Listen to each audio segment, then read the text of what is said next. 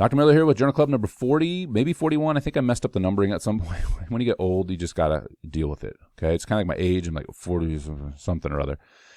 Title of the study, how does lower body and upper body strength relate to maximum split jerk performance? So if you're interested in Olympic style weightlifting, CrossFit, or if you're just interested in how strength transfers to power, this should be an interesting Journal Club review for you. This is published in the Journal of Strength and Conditioning Research in 2022 by Soriano et al. And some names, some big names on this one. The senior authors, Paul Comfort, Gregory Half. These are all big names in the field of strength conditioning. And the other two names, forgive me if I don't, they may be big names too. I'm not a big name, so that's probably why I don't know all the other big names. By the way, before I get into this Journal Club, be subscribed to this channel. And at the time of this recording, hit 251 subs. And just want to say thank you for all of you that have subbed. And I always find it weird when YouTubers say we've done it together, because I always felt like when I sub to a channel, it's like I didn't really get anything out of it. I enjoy your channel, but to say like we're doing this together to hit 1,000 subs or whatever the number is, I realize that you don't have to sub, and I appreciate you doing that. Hit notification bell as well. I have no idea what that does. I mean, I don't know what a notification is, but I'm sure there's some internal algorithm that makes the channel more popular. So if you would do that as well, if you find this channel interesting, of course, please do. But thank you for all those of sub. I realize 251 is a tiny amount of subs, but hey, that's how you get started. And for a big, fat head talking with a hole in the wall behind him, that's pretty good. That tells me that hopefully you're finding value in the information that I'm putting out, and I'll continue to do that. Be sure to check out the other journal clubs and book club, and of course the rant and raves that I have. I don't know if I rave, rants and ramblings. There's no rave going on here. That's where the hole came from. Okay, all right. How does lower body? Okay, I already said the title. So what's this about? Well, one of the things I've always been interested in is, and I think most people involved with strength conditioning, whether you're actually training or you're training others, or maybe a personal trainer, is what drives good performance. And one of the lifts, the jerk, if you're not familiar, this is the overhead movement and the clean end jerks. The clean end jerk is really two movements in one, clean end jerk, right? So a lot of people can clean a lot, but they can't put it over their head. Well, the jerk is, look it up on YouTube or look up a Catalyst video or something. I'm sure all of you are familiar with what a jerk is, but just, not the person, but the actual exercise movement. But boom. All right. So getting the bar overhead. Well, it's obviously an explosive movement. In fact, some people, the snatch, in terms of research analyses, is the most powerful movement, right? You can take a bar from floor to overhead in one movement. But in terms of, the amount of range of motion you have at joints, especially in the lower body I'm speaking of, the jerk is, you got to be pretty powerful to put a bar over your head, okay? There's a lot of technique with the jerk as they are with the snatch and the clean. There's a lot of arm length considerations, and obviously how deep the dip is depends on, when you do a jerk drive, and I won't get into this, maybe I'll make a video on this one day, but how strong you are versus how, I think of more of elastic quality somebody has, like that stretch shortening cycle capability. And I say elastic, like stiffer is better in a lot of cases, more explosive type of people. I think we probably all met people perhaps, or maybe you're one that is a little stiffer, but you look like a rock skipping across the water, right? But maybe the strength is lower, where you get somebody like me who's like kind of a lumbering idiot running down the track, but I'm pretty strong, right? Don't have a lot of that explosiveness. So anyway, what I'm getting at, there's a lot of technique that goes into the jerk. There's a lot of, body dimensions, limb, all these different things that play into it. However, what does it look like with the when you consider strength? What is important? One of the quotes that's always stuck with me, and I don't know if he took this from somebody else, but I'm just giving him credit for it, was Kendrick Ferris. If you're not familiar with that, him, 3-time Olympian in the United States. His coach told him, Dr. Pierce, right? So kinesiology professor, kind of I'll say a legendary coach, depending on who you ask, I'm sure, but international level coach, highly successful, coached many Olympians from different countries. He said basically get good in the lifts technically. I'm paraphrasing here, technically, and then just get stronger everywhere, right? And that makes sense. And everywhere includes like lateral delts. Right? Everybody oogles and googles at, I remember when the videos of the Chinese men's team in particular would come out and they were doing like butterfly laterals and all this stuff. It's like, whoa, look at that guy's back.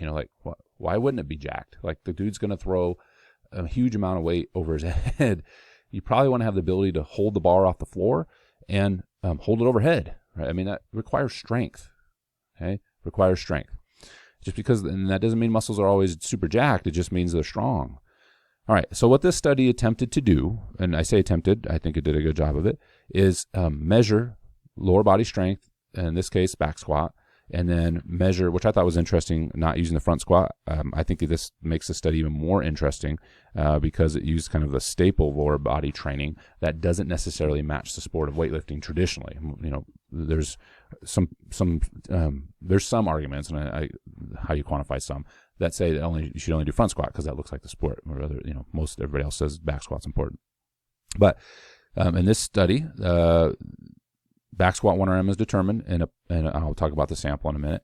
And 1 RM overhead pressing was determined. So again, the jerk is more of explosive movement. Overhead pressing is strength movement. How much does the overhead pressing strength matter? That was the real thing that shows up. Obviously, on the surface, you would think lower body strength would matter, but what about pressing strength? Okay. All right. So who were these people? So there was 20 males and 13 females that had experience. They were called the authors of the study are familiar with weightlifting. There's some studies that, like the last study, which was an interesting study about the pulling, that said the individual were well trained, and I think that was accurate, but they weren't like elite level. This study says these are amateur weightlifters, which are, many countries that's true, but that's not true if you get to the higher level. So the point was these are experienced individuals. Like the experience for the males were 4.2 years, and there's a plus or minus here about 2 years. The females 2.7 years plus or minus 2 years. I'm rounding there a little bit. Is this a strength trained group though? Well, the authors obviously are well aware of what strength trained is, and they reported the back squat to body mass ratio, and in males is 1.9, so plus or minus 0.2. So yes, this is a strength trained group. If you're approaching 2 times your body weight in squat, back squat, you're strength trained. Females 1.5. I'd argue the same thing. Upper body strength 0.9 in men and 0.6 for women. I argue that's good. Relative weightlifting performance. So in terms of the jerk only, split jerk, 1.4 for men, 1.1 for women. So overall, I would say yes, this is a strong group. This is a strong group for sure. So I appreciated, not like the author should care, but I appreciated the nice table here of the descriptive statistics, and there's height and weight, body mass in there as well. But I mean, to report those numbers and the training experience really solidifies this is a trained group, even if they're not. I mean, they've competed in regional, national tournaments in weightlifting, and so trained group. All right. What was assessed here? Well, I mentioned the back squat. So they followed a typical standardized 1 RM testing. They had 5 attempts, both the back squat and the overhead pressing and the jerk. The order was randomized. Sorry, there was some boom going on. I tried to stop the video for a second.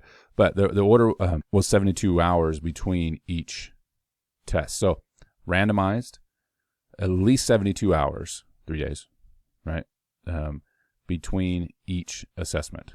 All right. And so somebody could do the back squat, next person, back squat first, another person could do the overhead press first, right? And then the whole order was randomized, which is good, right? Because you don't have an order effect. So if you do the back squat, everybody did the back squat first, then did the jerk, right? They may be tired from the back squat. So they're trying to eliminate the order effect. These studies are difficult because the 1 RM of each exercise could change as a product of the other training. So like if you tired your shoulders out by doing overhead press, you could negatively affect the jerk, right? And then those that had the jerk at the very end might get a benefit from the squat before the jerk and their shoulders are recovered, right? I mean, so obviously randomizing the order is the best thing you can do to try to mitigate that issue. Maximum of 2 weeks. So they had these athletes had to get it done within 2 weeks, within 72 hours, at least 72 hours between each one of the assessments. Okay. So we got who we were testing. We got a little protocol here.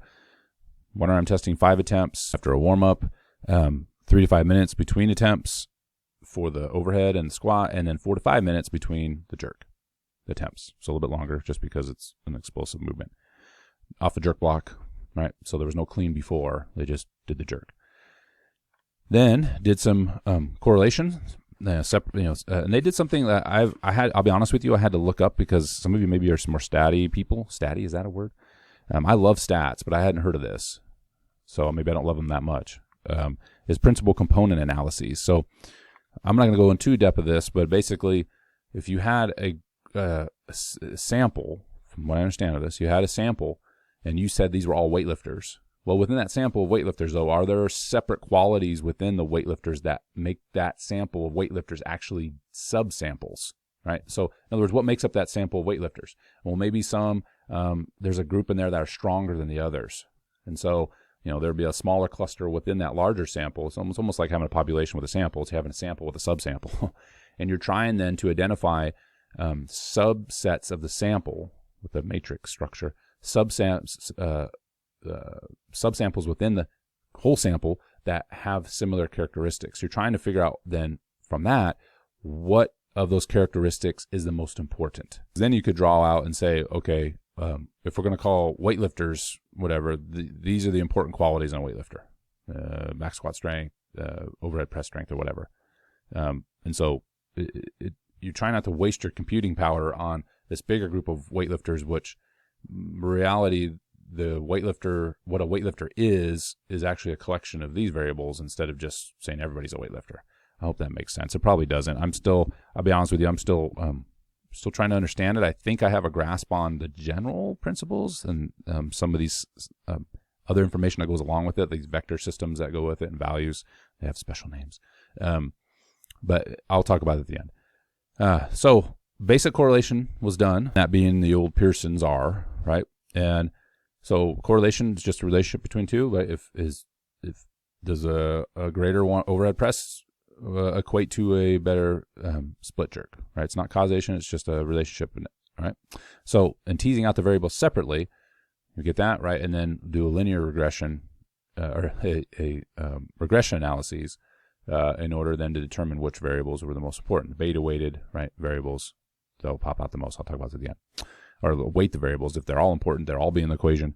Can you predict split jerk performance from the variables in the study? And the authors think with some precision that they can, which is interesting. Okay, so overhead press in all subjects, men and women, the correlation was 0.92 and R squared was 0.85, and I'll explain that briefly in a second. With overhead press, back squat, it was 0.97 and R squared was 0.94. So the R squared is the effect size, and that, like with the back squat, so it's 0.94. The scale on correlation is 0 to 1. So you're talking about something at 0.94. We're not talking about R here, but R squared at 0.94. That is a better way of saying this, or a way of thinking about it, is 95 or 94%, 0.94 of the variance in the split jerk is accounted for by the back squat. So that is a significant, I'm going to use like in a practical sense, a significant indicator of a significant predictor of split jerk performance is the back squat. Overhead press is 0.85 in all subjects. So 85% of the variance in the split jerk is accounted for by overhead press. So both strength numbers, 1RM and the overhead press and back squat, seem to be very important.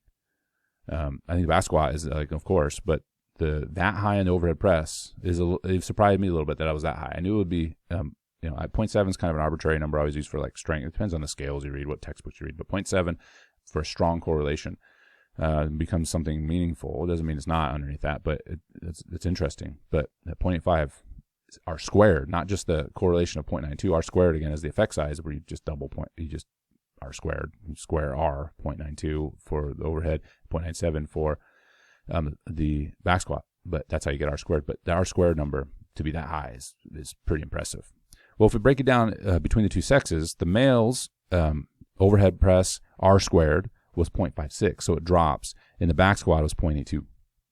Okay, so if we're going to make kind of a summation here, and there was a lot of spread in the data, and they did a nice job here of putting the confidence intervals around this data. So you can kind of see trends, and there appears to be around 100, at least in this group, around 125 kilos or so, that there was a little bit more of it stuck to the trend more. In other words, there wasn't a lot of variance.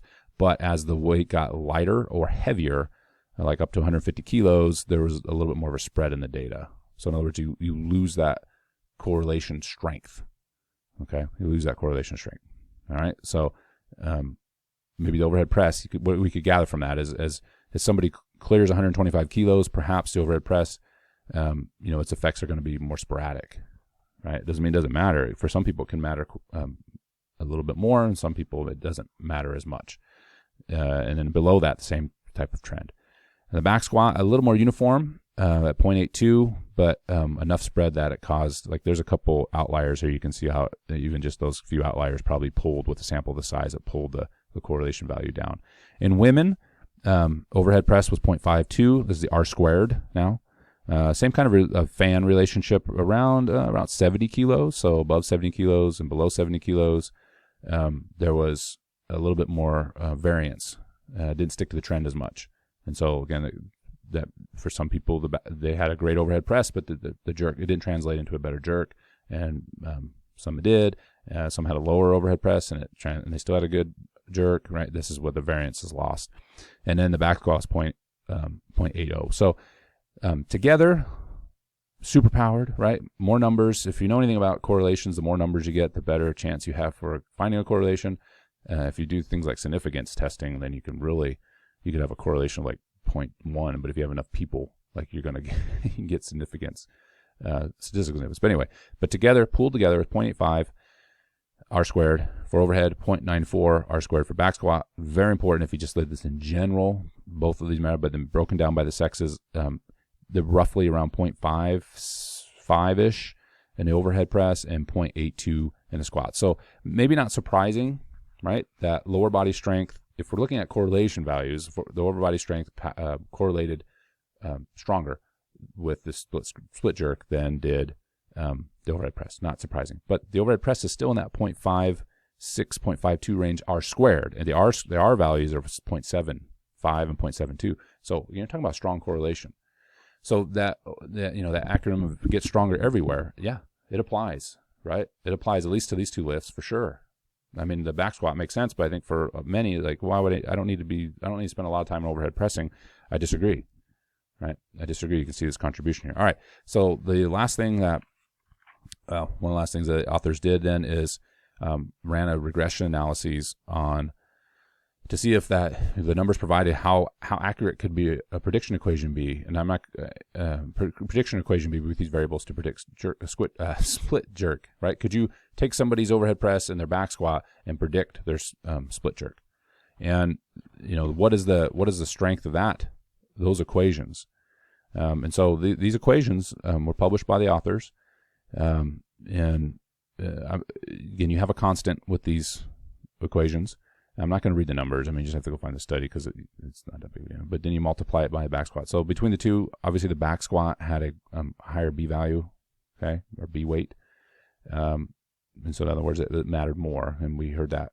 You heard me say that as when I described the correlations. Like the back squat is going to be a bigger deal. In terms of the R squared of these equations together, that's an R squared of 0.94. So that means the equations for all subjects, if you use an equation, a generalized equation, hypothetically, it would produce 0.994. Now, obviously, it doesn't make a sense. You can have a male or female, and so the equation separately, the males it predicted with an R squared of 0.83 and females 0.81. So, taken together, what's all this blah blah blah stat stuff? Roughly 80% of the variance in the split jerk could be accounted for by the back squat and the overhead press in males and females together. And if you use these equations, you could estimate within 0.8, around 80% of the variance, these equations will account for in the split jerk. So you could take somebody's overhead press, you could take their back squat, and you could put them together, and you get their predicted split jerk. You could see if you get these residual values and see if they're accurate. All right, so that's pretty good. I mean, that's impressive. I don't know if the equations will be of interest to anybody. They might be. But just the actual analyses to look at the impact of both of these strength values on the split jerk is really interesting. In terms of the component analysis, if I haven't lost you already, if you haven't tuned out, look here, principal component analyses. In the study, only one principal component with 4.57 eigenvalue and accounting for 77.10% 2% of the variance was identified. So it was like a subgroup. This component was composed by 6 variables, which have previously been related to weightlifting performance. As expected, the performance-related variables had the higher loading in this component. So the split jerk performance was 0.96, back squat was 0.97, the overhead press 0.94, and then the anthropometric variables, height and body mass, and then finally the training experience was last. Okay, and so if you wanted to kind of rank the variables ranked in terms of their variance in the sample, the most important thing was obviously the split jerk performance, back squat, and then overhead press. Right, so training experience didn't seem to matter. The reason I bring that up is I thought this training experience was the lowest by far, and so what does that mean? Well, you could obviously have somebody come in who has a really good back squat and an overhead press and see a really good split jerk performance. That's not a shocker, I guess. All right. So anyway, I know I say anyway. I don't know if I said that. I think I'm getting tired. It's a simple study. It's loaded with a lot of statistics. I hope that if I haven't confused you with the stats, you'll take away this summary is get stronger everywhere, overhead and the back squat. And training experience does matter, of course, to get those numbers up, but it's possible somebody could just come in super jacked in terms of strength, not necessarily super jacked in terms of bigger muscles, but strength, and still see a good split jerk performance occur. And now we have equations. I think there's been the authors cited another study that had come up with equations, but these are even a little bit that have really good R-squared values that could predict split jerk performance as well. Of the two, the back squat is more important than the overhead press, which obviously is not a shocker, I'm sure. And between the sexes, the importance of both exercises is roughly the same. It's roughly the same. All right, that's it. That's enough. Leave some comments below if you have some questions, or if I butchered something and or I said something that didn't sound right, let me know, and I'll make a correction if I need to. I don't mind doing that. I'm not that prideful. And hopefully I'll catch you in the next video.